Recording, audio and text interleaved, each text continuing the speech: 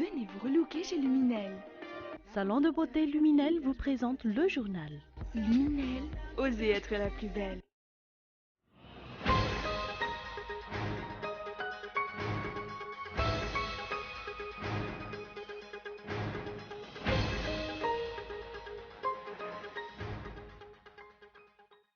Justice CP tire la sonnette d'alarme.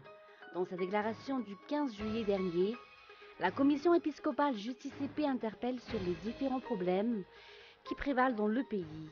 Elle réclame ainsi la tenue d'une table ronde pour trouver des solutions pérennes.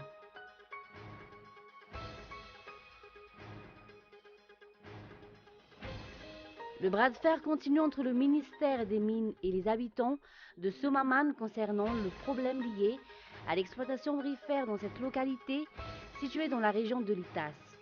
Si le ministère préconise les discussions, les habitants, eux, réclament purement et simplement l'arrêt des travaux d'exploitation.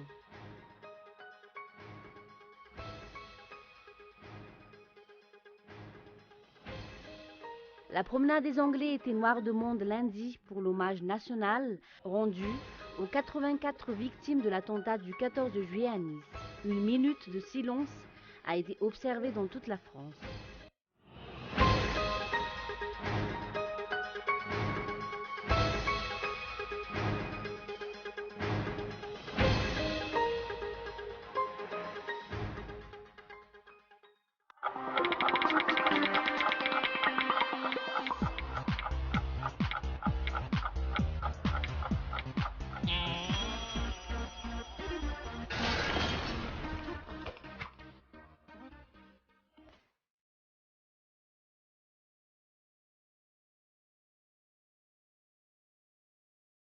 Venez vous relooker chez Luminel.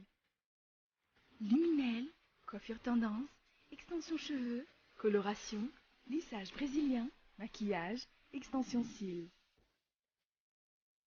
Pédicure, manucure, onglerie. Luminel Béorirk vers Escalier 4 foot. L'avant-center, 4e étage, box 418. Luminel, osez être la plus belle.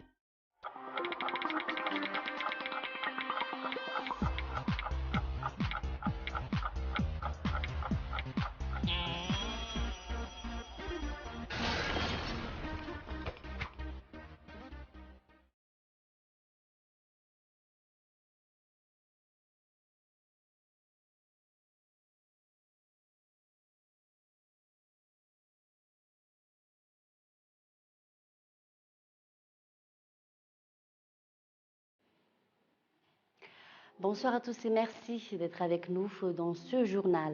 À la une de l'actualité, Justice EP tire la sonnette d'alarme dans sa déclaration du 15 juillet dernier.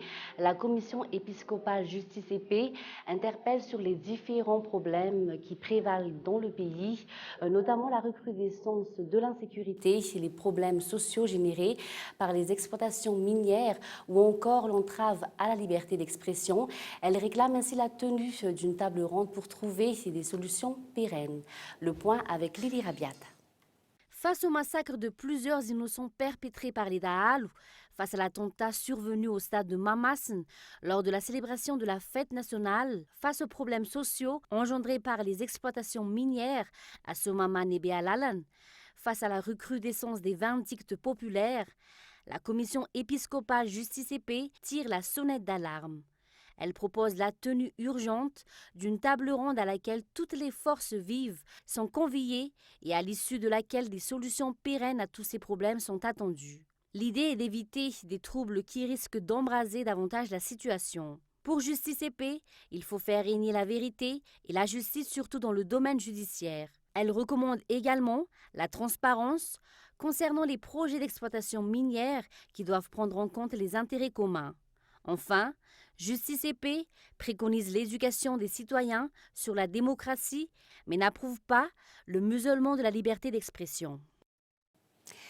Et on poursuit avec le bras de fer qui continue entre le ministère des Mines et les habitants de Somaman concernant le problème lié à l'exploitation aurifère dans cette localité située dans la région de l'État. Si le ministère préconise les discussions, les habitants, eux, réclament purement et simplement l'arrêt des travaux d'exploitation. Gaëtan Diaslav. Ces habitants de Somaman précisent que les exploitations aurifères menées par une société chinoise dans cette localité continuent. Des exploitations qui commencent déjà à avoir des graves répercussions sur l'environnement, sur la forêt de tapis qui fait la réputation de la région et sur la qualité de l'eau. Ainsi, ils continuent de réclamer l'arrêt immédiat des travaux d'exploitation. L'exploitation se fait de jour comme de nuit. Nous, représentants de la population de Somaman, demandons l'arrêt immédiat des travaux d'exploitation car cela ne mènera pas vers la stabilité. Ces habitants dénoncent notamment l'inertie des dirigeants qui continuent de faire la sourde oreille. Ils attendent impatiemment la concrétisation de la déclaration faite par le ministre de tutelle, selon laquelle les travaux d'exploitation ont été suspendus. L'ambassadeur de Chine à Madagascar s'est également exprimé sur ce sujet en marge de sa rencontre avec le ministre des Mines, Yingva Zafla. Pas spécialement, mais je dis toujours que les entreprises chinoises doivent respecter les règles, les lois de Madagascar et respecter la coutume, la religion de la population locale. Et les entreprises chinoises ont fait beaucoup d'efforts pour prendre la responsabilité sociale pour la protection de l'environnement et les entreprises chinoises doivent continuer sur cette voie. Le cas de Somaman n'est pas isolé. Vendredi prochain, les habitants d'Ambanz protesteront eux aussi contre l'exploitation des terres rares qui affectent 4 communes dans cette localité. Et direction ACAT des étudiants en grève. D'un côté, les membres du syndicat des étudiants en EPS ont effectué un sit-in et ont brandi des banderoles pour dénoncer la décision des responsables de l'université de traduire un de leurs membres en conseil de discipline, un conseil qui a décidé de suspendre 7 étudiants pour une période de 2 ans. Mais après que des discussions ont été entamées, une entente avait été trouvée parallèlement. Les étudiants du département des sciences ont également observé une grève d'avertissement cet après-midi. Ils réclament quant à eux le paiement de leur bourse d'études. Et concernant le début des épreuves du BEPC, 323 963 candidats participent à ce deuxième examen officiel dans tout Madagascar. La première journée s'est déroulée sans incident. Tout de suite, les détails avec Muramant. La durée de l'épreuve de Malagasy a été rallongée de 15 minutes comparée aux années précédentes et l'histoire et géographie sera désormais notée coefficient 3. Tels sont les changements opérés par le ministère de l'Éducation nationale depuis cette année pour les examens du BEPC où la majorité des candidats choisissent l'option A à cause de leurs difficultés dans les matières scientifiques. Je suis à l'aise avec les matières littéraires comme le français, mais j'ai particulièrement des difficultés en histoire et géographie et en mathématiques. Les épreuves du BEPC ont débuté ce jour dans toute l'île. La majorité des candidats s'y sont minutieusement préparés. J'ai été très calme et sereine et l'épreuve s'est bien déroulée malgré que la durée des révisions ait été un peu courte. Pour le LMA, le nombre des candidats a augmenté par rapport à l'année dernière. Le Benjamin a 12 ans, si l'aîné en a 33. Notons que les corrections vont débuter immédiatement jeudi et les résultats sont attendus vers la fin du mois. Dans le reste de l'actualité, la tempête tropicale Abel influencera le temps dans la partie est de Madagascar demain, selon les prévisions de la météo, mais elle n'aura pas des répercussions sur le temps à Antananarivo. Ainsi, des vagues supérieures à 3 mètres pourraient se produire principalement le long des côtes est à partir de demain. Abel provoquera également de fortes pluies, notamment à Thomasin, Farafangane et Sainte-Marie. Les pêcheurs et transporteurs maritimes doivent ainsi être être prudents. Cette tempête tropicale se trouve actuellement à 1000 km au nord d'Indap, emportant des vents de 60 km à l'heure. Notons que la dernière tempête tropicale qui s'est formée pendant la période hivernale à Madagascar remonte à 1965. Et puis, passons à l'actualité à l'étranger. La promenade des Anglais était noire demande lundi pour l'hommage national rendu aux 84 victimes de l'attentat du 14 juillet à Nice. Une minute de silence a été observée dans toute la France. Regardez. Aux morts! Ce devait être une minute de silence. Ce furent d'abord des applaudissements soutenus.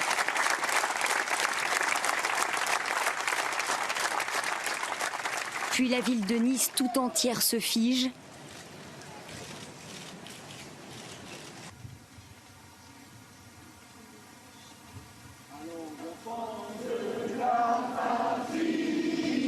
C'est alors la Marseillaise qui résonne.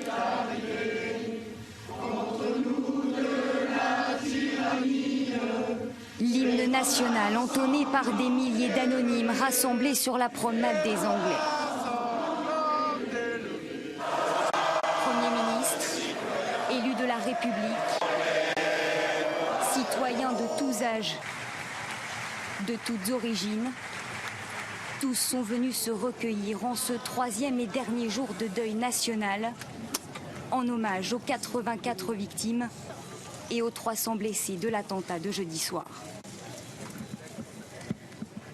Toute notre vie, sur la promenade des Anglais, on y pensera. Et il faut que la promenade redevienne ce qu'elle a toujours été. Une cérémonie empreinte d'émotion, de colère aussi. Au terme de l'hommage, le Premier ministre Manuel Valls et les officiels quittent les lieux sous les sifflets de la foule.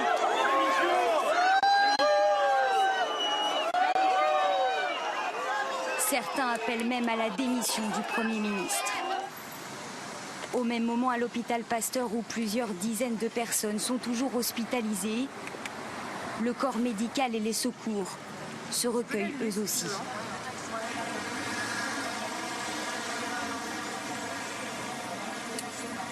Une ville tout entière recueillie ce matin pour un ultime hommage aux victimes de la... Et enfin, le pouvoir turc a fait état lundi de 7543 arrestations après la tentative des militaires putschistes de 15 juillet. Il a également annoncé le renvoi de plus de 5000 policiers. L'Union européenne a mis en garde Ankara contre la tentation d'une répression généralisée. France 24. Dans toute la Turquie, les coups de filet se poursuivent. Plus de 100 généraux et amiraux sont en garde à vue et des milliers de soldats sont sous les verrous. Même scénario pour les magistrats. Des centaines de juges et de procureurs ont été arrêtés, soupçonnés d'être des proches de Fethullah Gülen. De son exil aux États-Unis, le prédicateur turc nie toute implication dans la tentative de putsch de vendredi soir. Je ne sais pas qui est impliqué, mais ça ressemble plus à un scénario de film qu'à un coup d'État. L'administration turque et le parti au pouvoir n'ont pas réussi à prendre le contrôle de l'armée. Plusieurs fois, ils ont donné des listes de militaires à purger, mais ces listes ont été refusées par l'état-major. Donc il me semble qu'ils avaient besoin d'une excuse, une justification pour reprendre le contrôle de l'armée. L'opposition en Turquie, elle craint les représailles. Tous les jours, les militants de l'AKP manifestent dans les rues leur soutien sans faille. Dimanche, le président Erdogan en personne a harangué la foule d'Istanbul et parlé du rétablissement de la peine de mort. Mes frères, je pense que notre gouvernement va en discuter avec l'opposition et qu'une décision sera prise sans aucun doute. À l'étranger, plusieurs voix s'élèvent contre une répression généralisée en Turquie. Angela Merkel, John Kerry et Federica Mogherini demandent que l'enquête avance dans le respect de la démocratie et de l'état de droit. On termine avec un bref rappel des titres. Justice et Paix tire la sonnette d'alarme. Dans sa déclaration du 15 juillet dernier, la commission épiscopale Justice et Paix interpelle sur les différents problèmes qui prévalent dans le pays. Elle réclame ainsi la tenue d'une table ronde pour trouver des solutions pérennes. Et puis concernant le bras de fer qui continue entre le ministère des Mines et les habitants de Somaman concernant le problème lié à l'exploitation aurifère dans cette localité située dans la région de Litas. Si le ministère préconise les discussions, les habitants, eux, réclament purement et simplement l'arrêt des travaux d'exploitation. Et puis enfin, la promenade des Anglais et Noirs du monde lundi pour l'hommage national rendu aux 84 victimes de l'attentat du 14 juillet à Nice. Une minute de silence a été observée dans toute la France. Et c'est la fin de ce journal. Merci de votre fidélité. Bonne soirée à tous sur Cool TV et au revoir.